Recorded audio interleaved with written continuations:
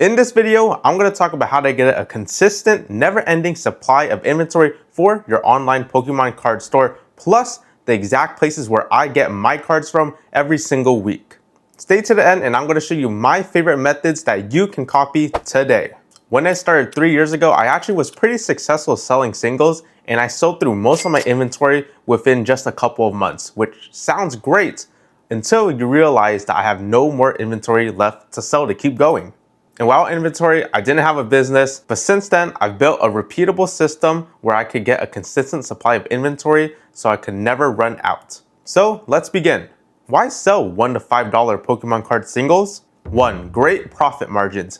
When you're sifting through bulk, you're going to find a lot of playable cards that are worth quite a bit that collectors miss. Examples of this are going to be playable trainer cards like Night Stretcher, Hilda from White Flare, Arvin. All of these cards are around $3 or more and sell very well on TCG Player. And ideally, you're paying 1 cent per card, and when you find these cards, you can sell them for $3 to $4, which is a 300 times markup. And the second reason is that it is low risk compared to selling higher end cards.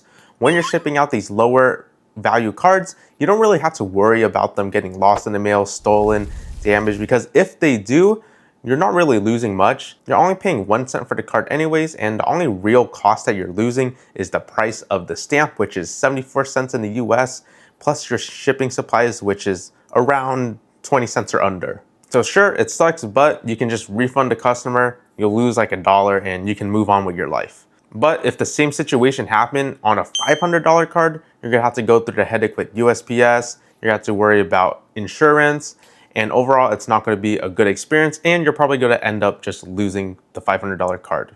Also, people who buy trainer cards are going to be players, not collectors, which are easier to deal with in my experience. They're not going to be really analyzing the card, making sure it's a PSA 10 and complaining to you that it's not gem mint. They just want the card as long as it's not like damaged or bent or anything crazy like that. They're going to be happy with the card. And number 3 is that it's a low capital investment when you're flipping bulk. If you're buying collections, you're going to have to invest hundreds, if not thousands of dollars. Let's say you pay 70%, and it's going to take you a while to sell through all of that. Let's say you only had $1,000 to spend on starting your business, and that capital is going to be tied up until you sell all of those cards. With bulk, you can start with what you have, and if you run out, you can easily source more for a cheap price. And with that said, let's go through all of the ways that you can source bulk for your online Pokemon card business. And I'll be breaking these up into levels, so let's begin.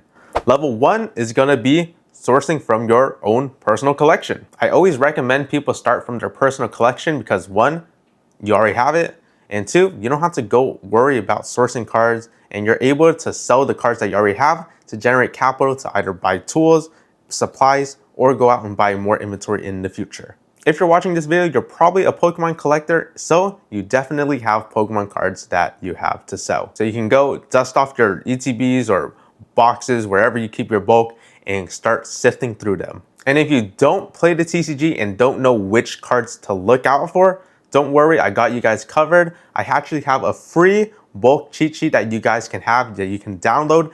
All you have to do is join my free TCG seller community, and I'll send you a copy for free. It's only the 3rd day and we already have over 100 members, so thank you guys and make sure to join if you haven't already. School link is down below. And level 2 to this is just asking your friends for bulk. If you know somebody who has Pokemon cards or opens packs, you probably are able to ask them for some bulk.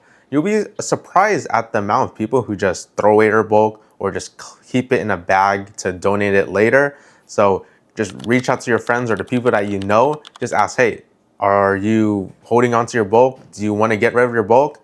And 9 out of 10 times, they're going to be happy to just give it to you for free. For most people who are just pure Pokemon card collectors, the bulk is just taking up space in their house and they just want to get rid of it anyways. So definitely reach out to your friends and tap into that if you haven't.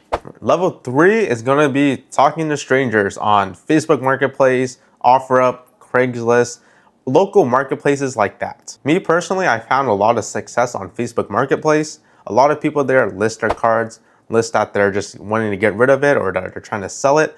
There's going to be a lot of overpriced bulk, a lot of rip-offs, so make sure to look out for that.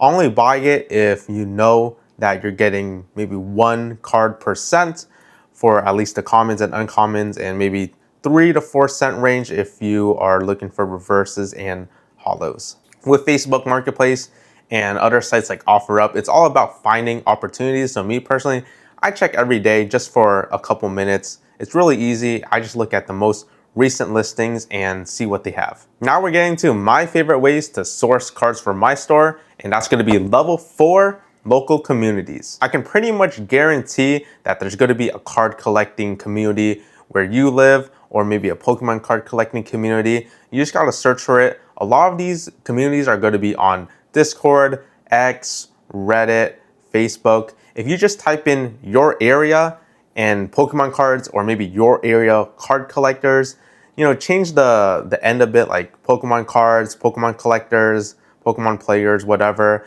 and you're going to be able to find a lot of communities that are dedicated to this kind of stuff. And of course, when you join, make sure to read their rules, be respectful. Don't just join in and immediately start spamming that, hey, I want to buy bulk.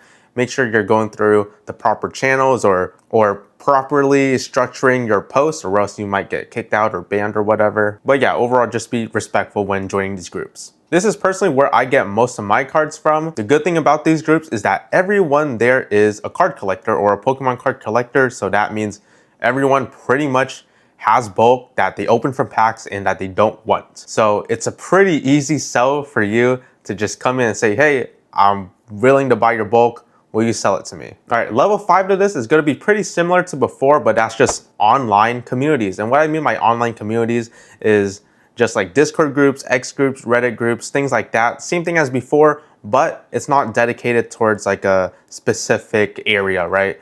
It's going to be for your entire country or whatever. All right, and a bonus tip for you guys, and probably the most valuable part of this video, it's going to be hitting up the people that you previously bought from before. So after you do a deal with somebody, don't just forget about them. You can always ask them like, hey, do you know anybody that wants to sell their bulk, right? Do you know anybody that also collects cards and has bulk? And most of the time they're gonna be like, yeah, I have a buddy that opens cards. I'm gonna, refer you to him and see what happens. This is an easy way to instantly build trust between you and that new person, because you're like a referral, and also you're going to be able to expand your network. You can also take this a step further and message the person that you bought bulk from, maybe like 1 or 2 months after you've done a deal, or maybe after a set releases, like a week after a new set, like the upcoming Mega Evolutions. I'm probably gonna ask some people that I bought bulk previously from, and you can just be like, hey, are you interested in selling bulk? Do you have more bulk? Because a new set just released. It makes sense. They're probably gonna be happy that you reached out to them anyways, because they want to get rid of their cards, get it out the house. A lot of the purchases that I do nowadays either come from referrals or from people I bought from previously. So I've been able to build kind of like a network of people to buy bulk from and buy cards from, and just have a constant stream of inventory coming in. But anyways, if you guys learned something and want to learn more about selling Pokemon cards, you can hit the subscribe button and be notified for whenever I post a new video. Anyways, that's it for today. I'll see you guys in the next one.